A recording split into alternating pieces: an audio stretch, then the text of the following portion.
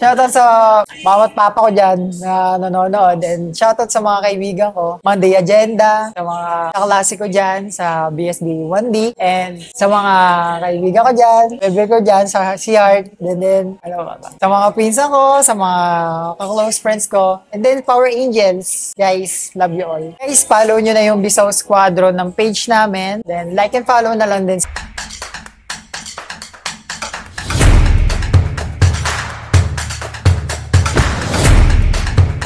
Pagkabata ko kasi, hindi pa ako masyadong curious sa pagsasayaw. Kasi parang ang tigas-tigas ng katawan ko noon. And then, parang na-curious lang din ako na sumali dahil may mga nakikita ko na nagsasayaw sa kalye. Kasi dati nung mga nasa 8 years old ako, nasa Manila ako noon, sa Caloocan City noon. Doon kami nakatira doon sa may lola ko. And then, yun, nakikita ko maraming mga nagsasayaw, gano'n, at mga nagtatumbling. Kasi nung panahon kasi na yun, madaming mga nagko-contest sa Manila. Especially talaga sa Manila. Marami talaga doon. And then, after that, napunta ako dito sa may Bulacan. Then, dito ako nag-aral, pinagpatuloy ko yung grade 3 ko. Then yun, nung simula ng bata, nainganyo ako na tumali sa mga extracurricular ng mga schools, gano'n. Especially sa, doon sa may Malipangpang Elementary School, which is doon talaga ako nag-aral ng elementary. And then, nainganyo ako sumali sa mga sayaw-sayaw, ganito, ganyan, pag may mga event. Sumasama-sama lang ako kahit ang tigis-tigis ng katawan ko doon. Doon ko rin naramdaman yung enjoyment, yung happiness ng pagsasayaw, pagperform. Kahit hindi pa ako ganun kagaling. And then, nung nakatungtong ako ng grade 7, noon, at doon sa may Kalawitan National High School, doon ako nag-aral. Then, doon na nagsimula paano ako naging dancer talaga. Sumali ako ng Rookie Playba. Dating Rookie Playba noon. Then, ang dami akong naging experience doon. Marami akong nagkaroon ng mga kaibigan. Then, marami akong natutunan. Doon ko natutunan yung forte na pagkakram, lyrical, and then, yung mga open style. Yun. Then, after that, yung mga nakagraduate na ako ng grade 12, doon ko mas na-experience na kailangan ko mag-evolve pa. Mas mag-enhance pa yung skills ko. Then, nung naging college ako, sumali ako dito sa Basibay, na ngayon ay Bisaw Squadron na. And then, yun, mas naramdaman ko yung presence ng pagiging dancer ko nung sumali ako ng Kaasong. Perform ako nung una, nag-audition ako, and then natanggap ako. Yung kabay, hindi nawawala doon. Yung pagiging nervyosa sa pagka-perform, hindi talaga nawawala yun. Pero pagka yung once you're dancer, always a dancer, laging nandoon yung pusong pagka-dancer, na laging handa, laging nakaantabay sa bawat beat ng kanta. Then, mas nag-i-improve pa ako ngayon dahil natutunan ko na hindi lang sa hip-hop nag-exceed yung pagiging dancer. Nung nakaraan na April 15 sa Star Arena, Bulacan, dun po ako sumali na sa Bukaa po, which is cheer dancing po yun. Then, ang saya nung magkaroon ng mga kaibigan doon, and then, mas nakita ko na hindi lang pala ako sa K-pop nag-exceed. Kaya ko rin pala sa mga ibang forte. And then yun, mas naintindihan ko pa yung essence nung pagiging dancer. Mas naintindihan ko pa na hindi lang pala yun yung kaya kong gawin sa pagsasayaw. Kaya ko rin pala na magsumali sa mga cheer dance, mga contemporary, and then yun. So, siguro mas makikita ko yung sarili ko na magpe-perform sa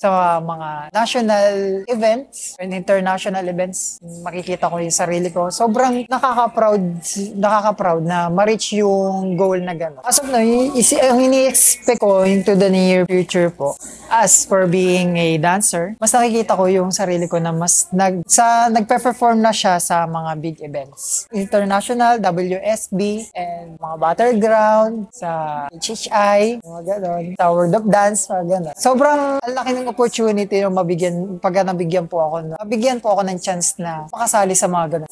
Anong nag-inspire sa'yo na sumali sa BSEU Squadron Dance Troupe? At paano ito naka-impluwensya sa iyong buhay? First of all, gusto ko mas ma-enhance yung talent ko. Kaya nainganyo ako sumali sa Bisaw Squadron. And then, ang laki ng impact niya sa buhay ko kasi bilang dancer, mas napopokus ko or mas gusto ko pa na mas mahigitan yung level nung pagsasayaw ko. Pwede mo bang ibahagi ang isang memorable na karanasan o performance na tumatak sa'yo? Siguro yung nag-perform ako nung sa Kaasok year 2022 na doon ko mas na-appreciate yung pag-perform ko nun dahil mas maraming struggle bago ko ma-perform yung piyesa na yun. And then siguro mas na-focus ko yung sarili ko dun sa may pagsasayaw na yun dahil yung choreography niya hindi basta-basta choreo lang. Ano ang mga katangiang mahalaga para sa isang gustong maging bahagi ng BSAU Squadron Dance Troupe? Siguro yung unang-una yung discipline. Pangalawa siguro is yung pakikisama. And then yung pagiging maunawain sa mga bago. Ayun. Paano ka nananatiling motivated at inspirado sa iyong paglalakbay sa sayaw, lalo na sa panahon ng mga hamon? Mas nagiging motivated ako pag nagsasayaw ako. Kapag mas nakikita ko yung sarili ko na nagpe-perform na may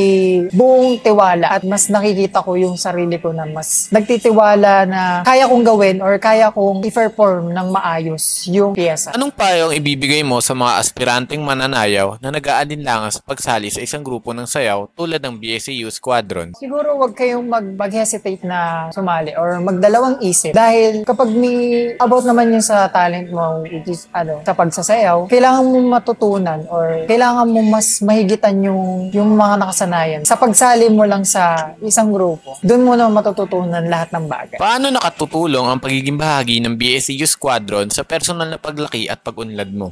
Makakatulong yan sa una-una yun sa disiplina at pakikisama. And then sa bonding na parang pamilya, doon mo matututunan na hindi lang puro sayaw. Doon mo matututunan yung pakikisama, yung turingan na pamilya na parang nasa isang tahanan ka lang na secured ka at ligtas ka. Maaari mo bang ilarawan ng pakiramdam ng pagkakapatiran at komunidad sa loob ng BSAU Squadron? Yung last na nag-team building kami nun. Doon ko naramdaman na yung pagkakaisa, yung unity, yung parang magkakapatid, magkakaibigan, yung kapag may isang naiiwan sa galaw, pinagpopokusan yun para makahabol. Anong mga oportunidad ang inaalok ng BSAU Squadron para sa mga miyembro upang ipakita ang kanilang mga talento at kreatibidad? Siguro yung opportunity na maka-experience na makasali sa Kaaso, sa pag-contest sa iba't ibang lugar, at higit sa lahat, yung mga pagsali-sali sa mga events dito malapit sa San Ildefonso at pwedeng sa labas. Paano Nagtataguyod ang BSAU Squadron ng suportado at inclusive na kapaligiran para sa kanilang mga miyembro? Siguro po yung proper guidance na nagmumula sa mga namumuno and then naalagaan yung mental health ng miyembro. Also yung mga estudyante na aspiring na gustong maging part ng BSAU Squadron. Ang may papayo ko lang sa inyo, huwag kayong magdalawang isip na sumali. Lalo-lalo na dito sa BSAU Squadron. Dahil una sa lahat, hindi kayo mapapabayaan and then hindi kayo mahuhuli sa mga trends ng mga genre na umuusbong ngayong 2024. And then, doon mo mas makikita yung sarili mo na, ay, kaya ko pa palang higitan yung kaya kong gawin. At then, mas kaya ko pa pala na i-boost yung confidence ko at ipakita kung sino talaga ako at makakapag-perform ng mas maayos sa dance floor.